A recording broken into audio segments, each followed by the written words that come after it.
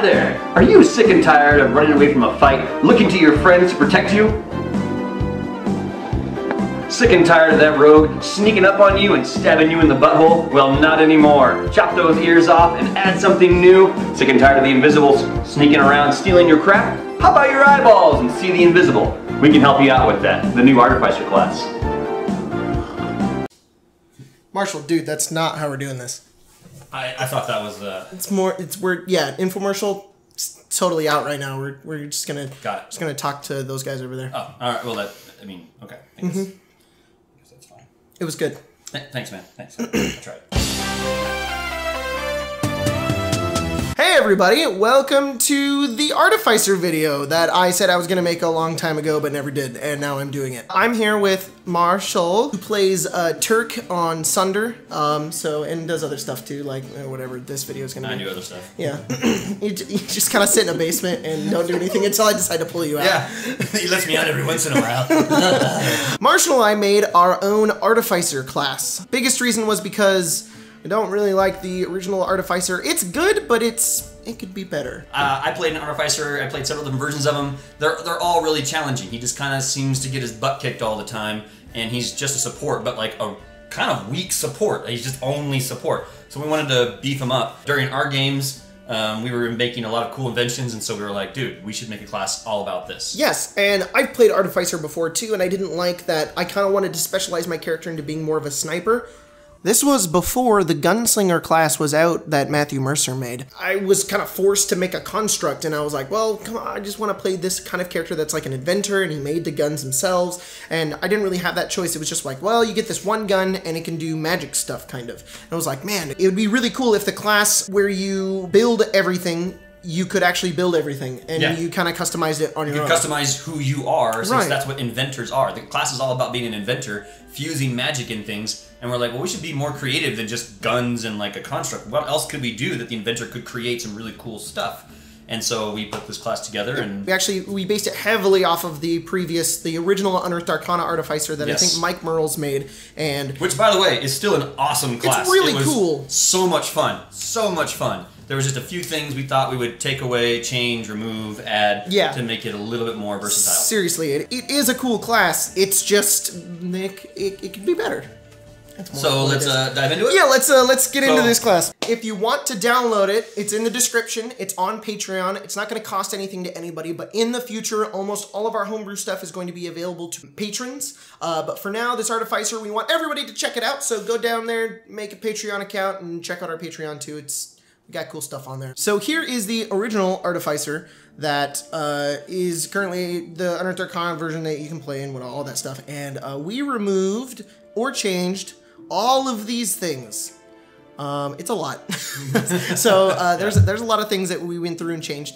A couple of things that we did keep were the spells. You still get spells because the spells are more like utility based, and they're really, really important for the Artificer. And we found that when you play the Artificer, you end up using these spells, and they're very, very helpful. So the spells are staying in there. And it's just, you're a magical inventor. You should know how to use magic. You're kind of like a wizard, but not really. So you just have these spells that you can use. Now, there is options later on to get more, but we'll go into that in just a second. On top of keeping your spells, one of the other things we kept was the ability to infuse magic. It is a unique Artificer ability, and that is you can infuse mundane items with spells that you know.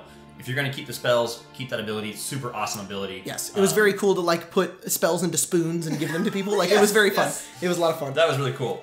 We also kept the wondrous item inventions that you get through different levels you advance. So that's the same. But we did change some of the items in there, and we'll go through that a little bit later. It's super unique to have your own magical items. I thought that was just super awesome to be, in a party of people and be like, oh yeah, I have a magic item. And it's like, whoa, where did you get that? It's like, I made it. And that's so cool. That's really awesome. Super awesome. So we kept that in there. But like I said, we changed some of the things, and we'll go through that in a little. One of the things we changed is, usually you get a construct at the 6th level. You get your own construct.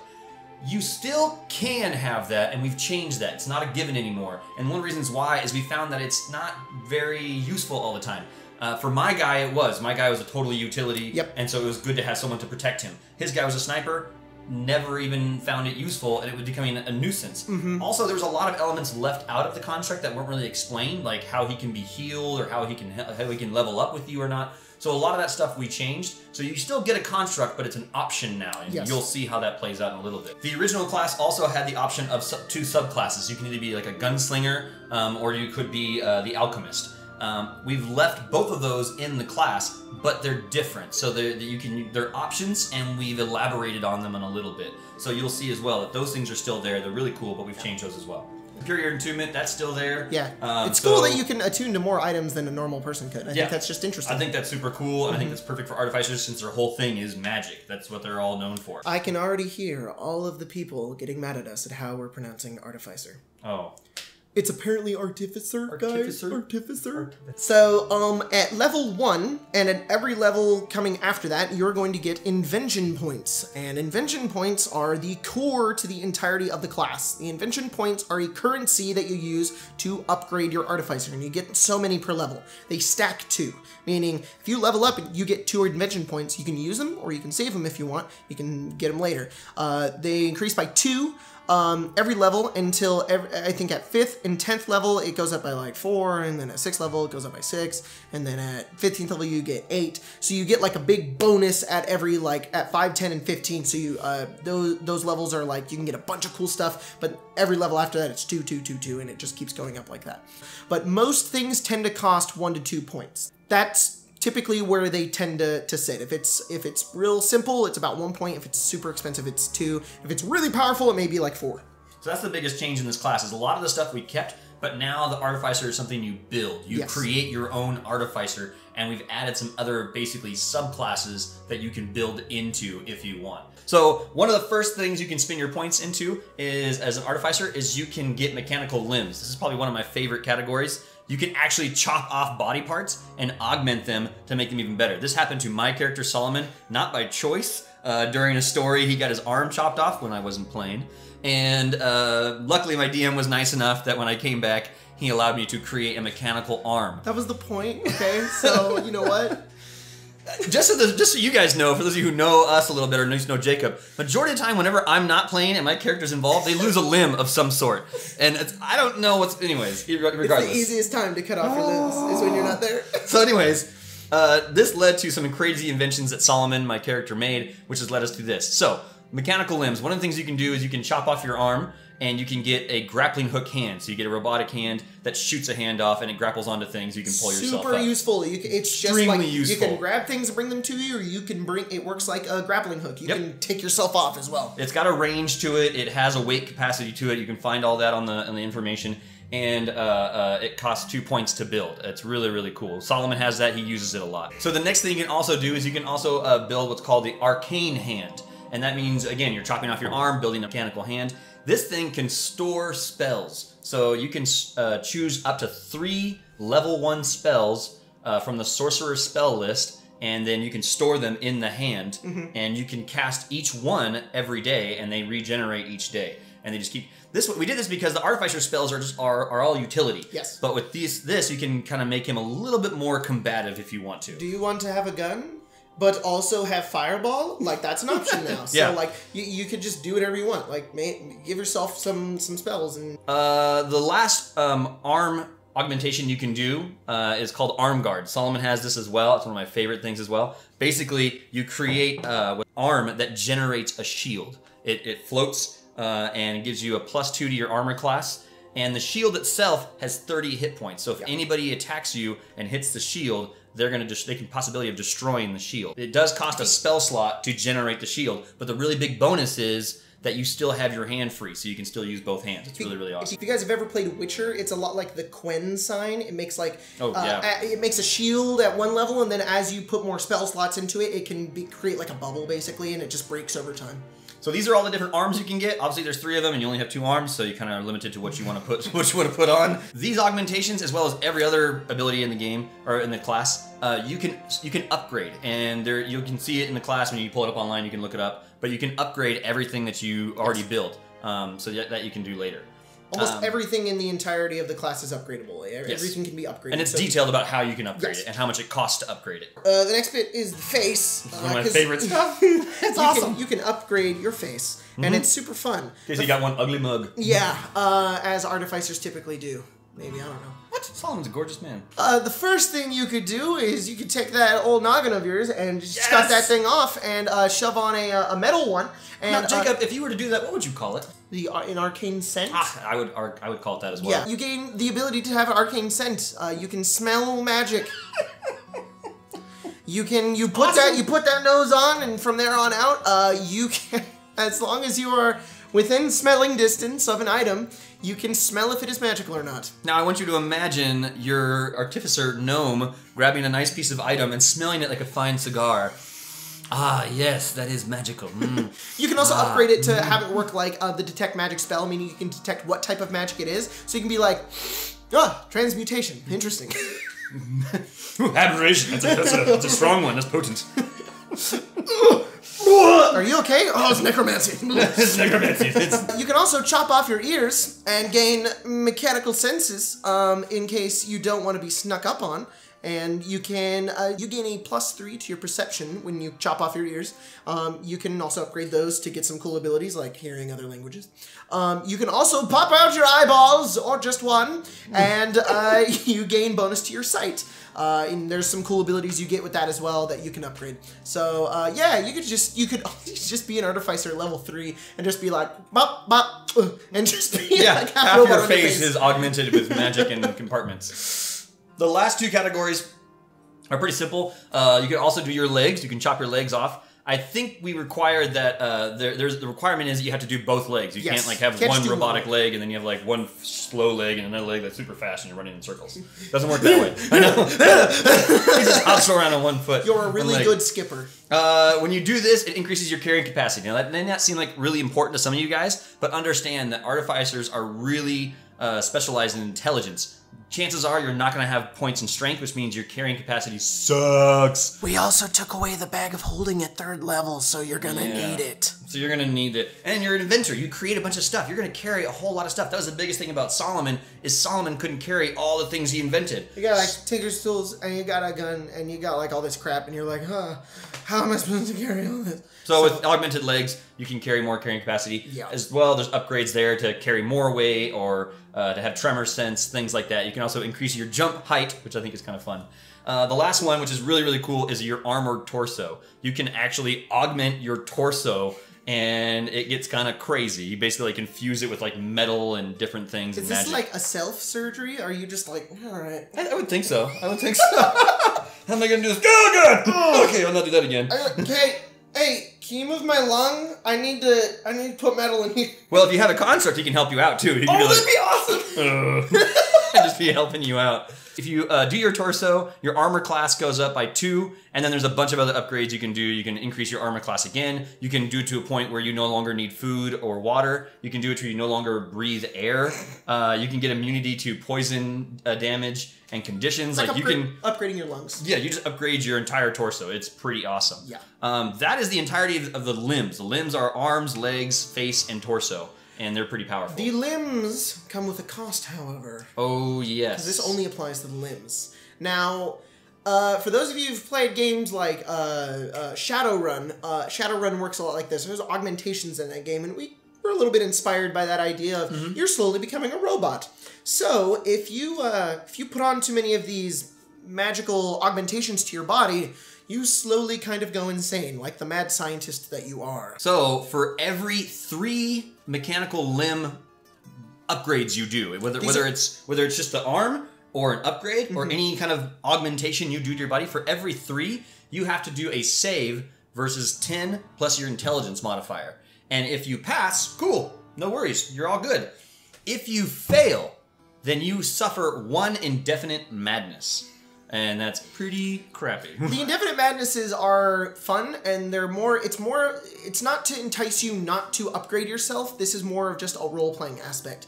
If you so feel like it, although I don't recommend it at all, you can just remove this bit if you want. However, I think it's a lot more fun because those indefinite madnesses are really interesting. There's some that can be like, well, I upgraded my hand and now I like to drink a lot. And it's like, okay.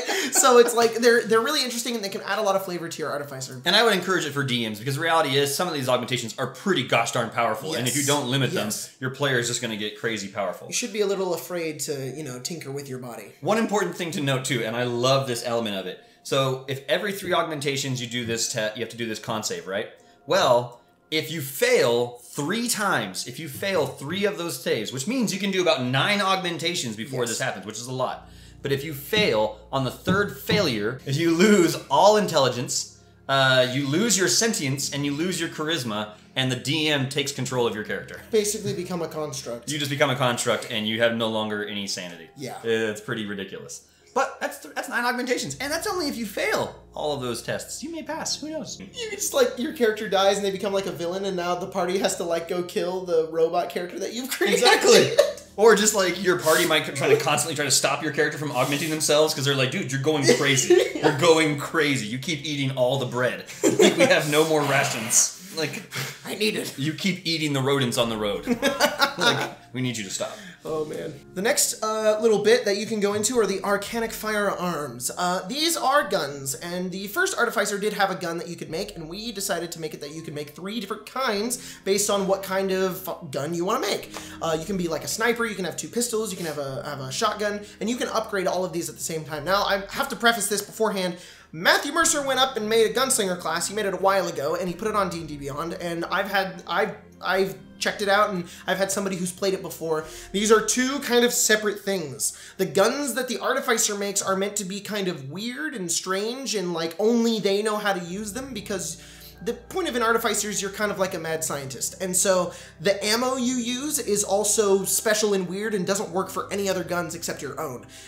It's also kind of expensive. You can't buy it anywhere. You have to make it. Meaning that the guns, be creative with how they look. Like, they don't just need to look like a regular old gun. They can look weird and strange and however you want them to be. They can look alien, steampunk, clockwork, however it fits your character, to be honest. And because that's kind of the point behind the Artificer, is you get to make what you want it to look like. So first off, the biggest thing is, now they do take a lot of inspiration from the Gunslinger class because, I mean, it just works really well with Dungeons & Dragons and the D20 system. So basically, if you misfire, your gun basically explodes!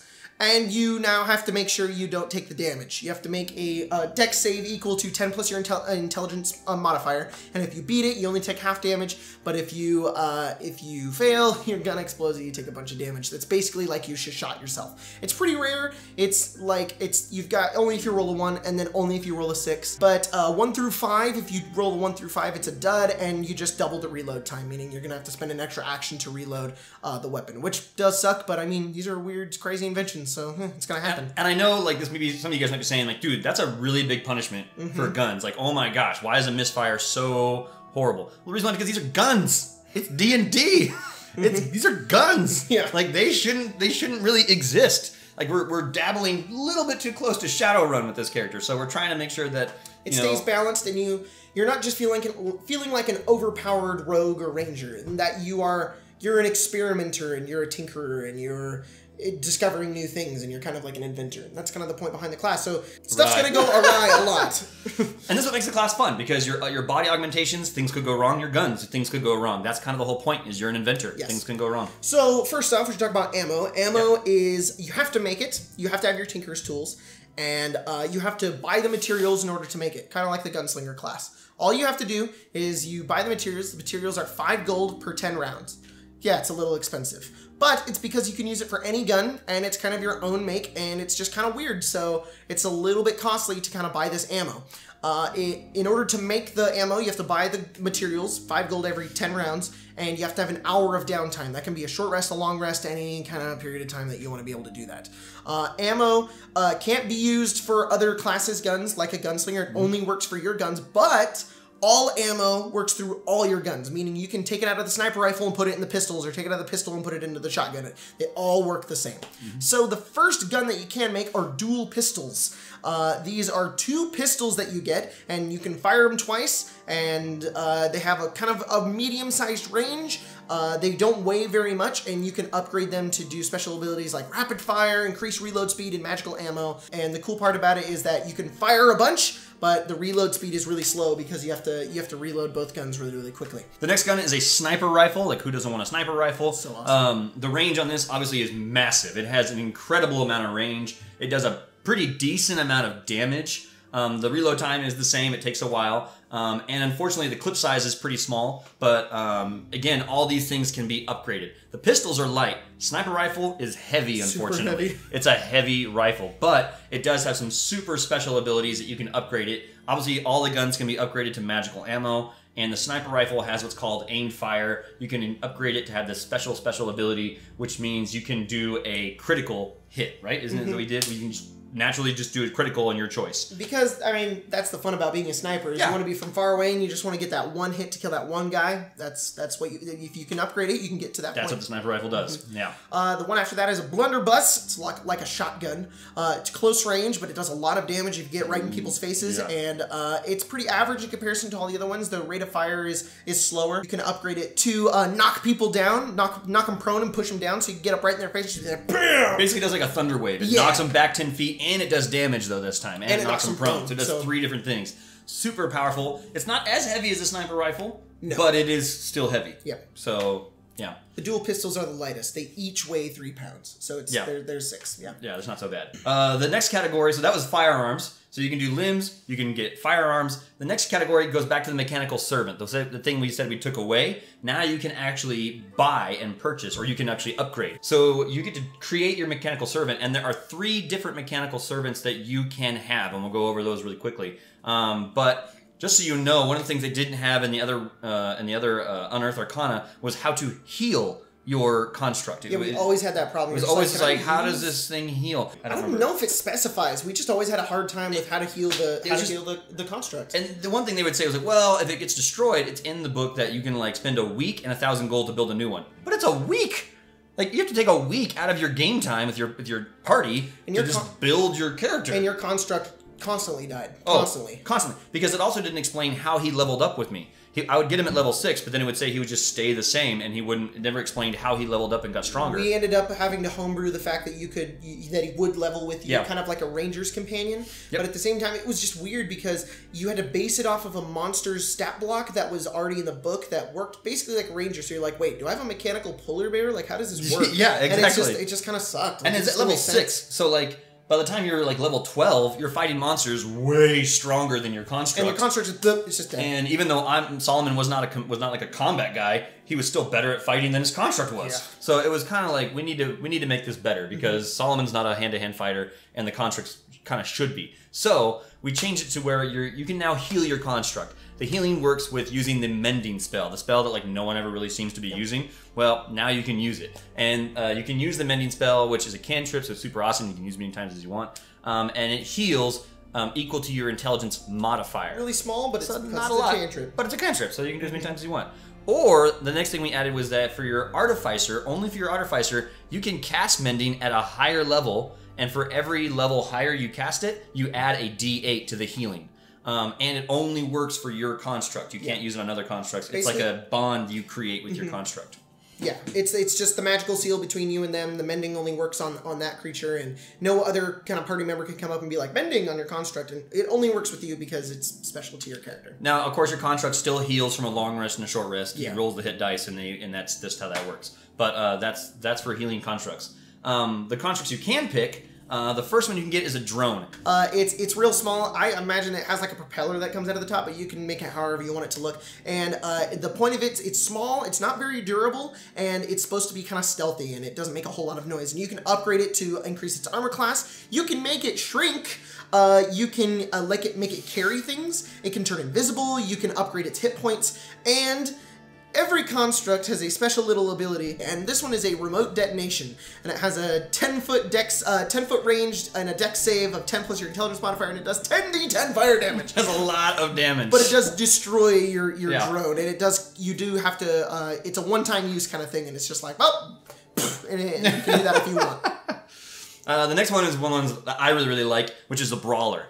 So the Brawler has obviously more hit points and better armor class than the drone, but he can't fly, and he's a brawler. That's what he does. He fights for you. Yeah. So you can increase his hit points, you can make him stronger, you can give him better attack, you can give him more damage. But his special ability is really, really awesome. You can upgrade him so that he can take his head off, he can throw his head at somebody, it gets a +10 to hit, and then the head can explode, and it'll do 5d 10 fire damage and 5d10 bludgeoning damage just for hitting things. And then to build him a new head, it costs 200 gold to repair his head. Yes. So it's a 200 gold bomb. Yep.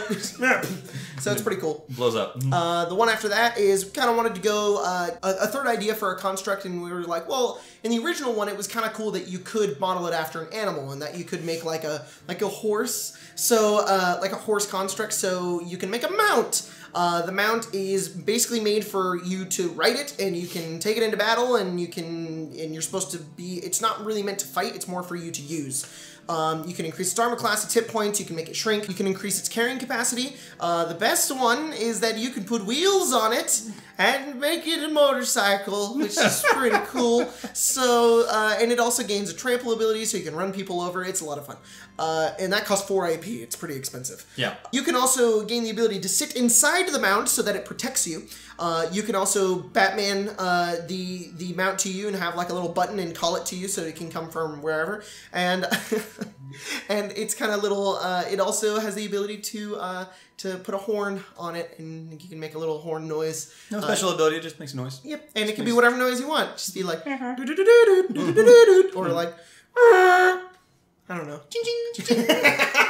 The final class that we added was that you can still have the Alchemist Satchel. Yes, the Alchemist Satchel is awesome. The Alchemist Satchel is super, super great. Basically, it's just a little bag, and it comes in like every level you get or every so many levels you would get to pick a new alchemic weapon, whether it's like acid or fire or tanglefoot or something like that.